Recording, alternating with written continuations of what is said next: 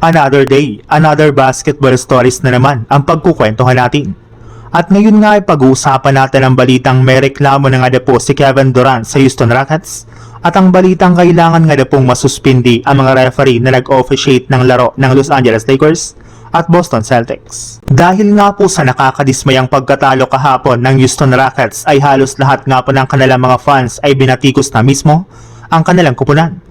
Mismong si Kevin Durant na rin naman nga po ang nagsabi sa harap ng media na kailangan nga pong tanggapin ng Rockets ang mga batikos sa kanila ng mga fans at analyst.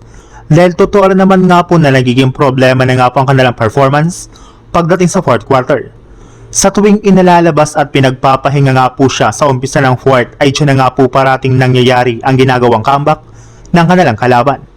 Ilang beses na nga po itong nangyari sa kanilang mga laro ngayong season since wala man lang nga pong player sa Rockets na nag-i-step up sa tuwing wala siya sa loob ng court at iyan na nga pong dapat baguhin sa kanilang game plan sa mga susunod nilang laban.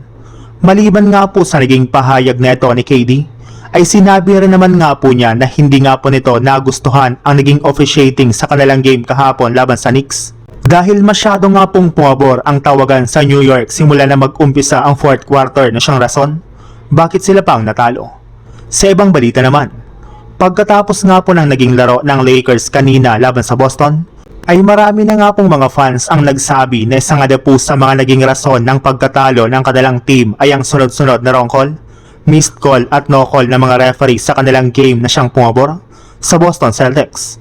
Kabilang na nga po dyan ang extended arm push-off ng mga players ng Celtics, forearm slaps kay Luka Doncic, at obvious goaltending sa ginawang tira ni LeBron James at DeAndre Ayton.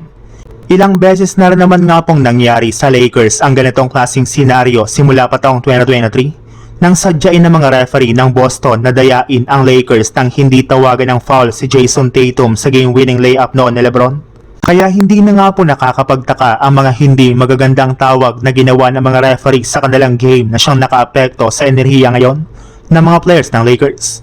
Nawalan na lang naman nga po ng gana ang Lakers na maglaro sa dami ng mga maling tawag dito ng mga official. Kaya kapag napatunayan nga po na mali ang mga referee ay kailangan nga po talaga na suspindihin ang mga ito since paulit-ulit na lang naman nga pong nangyayari ang ganitong klaseng senaryo sa Los Angeles Lakers.